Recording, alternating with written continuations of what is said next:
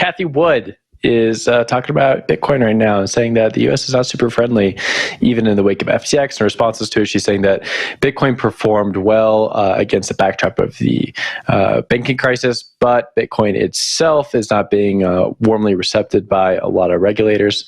Also have a little Elon Musk tagline in here, a little wombo combo this morning for your meme coin investors. Elon saying, don't put all your money, don't put the farm on Dogecoin, just be a responsible investor. Why are people talking about all of crypto again? Well, I think it really just comes down to like the banking crisis we saw in the first few weeks of this year, and now Bitcoin is back on the rise. People are interested again. So we're getting some nice taglines from Cathie Wood and Elon Musk this morning. Jay, I'm going to throw the story over to you, get your thoughts on it. Wombo combo. Well, I've been saying for the past 2 weeks that Bitcoin is having its day in the sunshine, and now we hear Cathie Wood saying that the U.S. is not that friendly and Bitcoin is suffering because of it.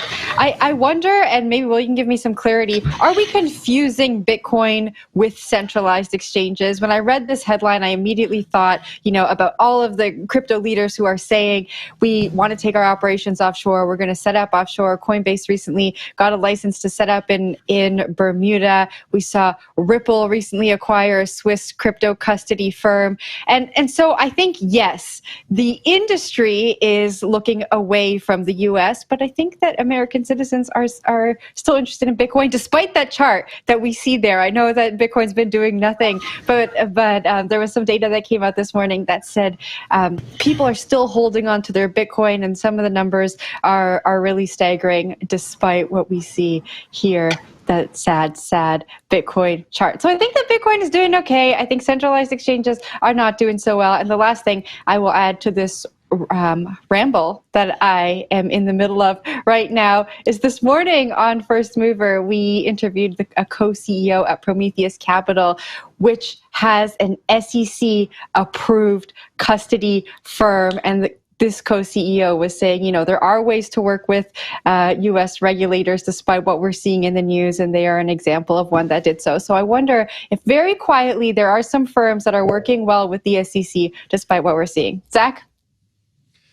Yeah, I mean, this is no news, right? This is not breaking news that the U.S. is sort of losing its lead as it relates to the crypto industry, right? You're seeing people very much head offshore to do stuff, and you're seeing firms that were in the U.S. build products elsewhere, perhaps most notably, again, that Coinbase move to Bermuda with the derivatives exchange. I like the sentiment in the Cathie Wood piece, right? I like that she mentions the 08-09 financial crisis and Bitcoin being rooted in that, right? Bitcoin is a decentralized, transparent monetary system, and a lot of people seek that out in times of financial crisis. And we saw that absolutely during the banking crisis. So sort of the reason for being of Bitcoin is rooted in that crisis that I think we often lose sight of. We often forget.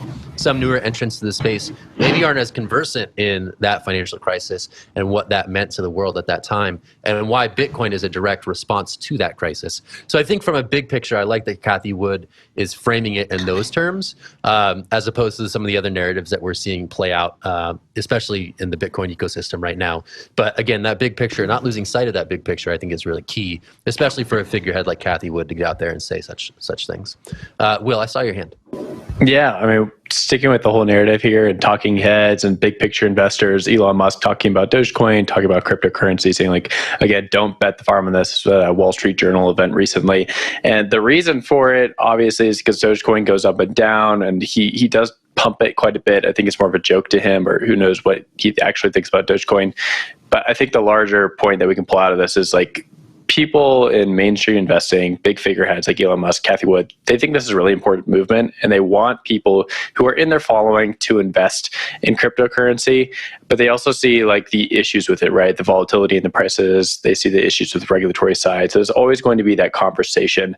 And I think the backdrop of what Cathie is saying here with like the regulatory pushback, it makes sense. We've seen this time and time again. Just like you said, Zach, this is not breaking news, but it is just sort of like a pain point right now with what's happening with Coinbase, what's happening with some other regulators out there, like squashing down on separate teams. Jen, I'll give it to you for last word.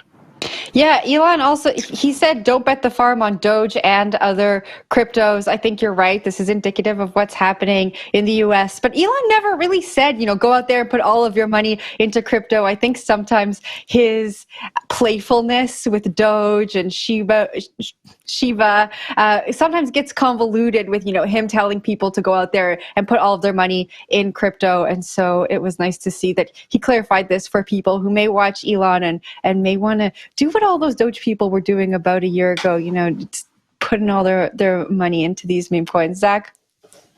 It is funny to talk about, Bitcoin, kind of the gold standard of the crypto world, and Dogecoin, which is perhaps like the gold standard of the meme coin world, to be fair. But they are very opposite ends of the spectrum in terms of the self-seriousness with which we talk about these things. Dogecoin, to its credit, has been resilient and, is probably more decentralized than a lot of the newer crypto projects out there. So it is funny to kind of have these two figureheads talking about the dueling ends of the crypto spectrum, especially in a moment of regulatory uncertainty and angst in the US.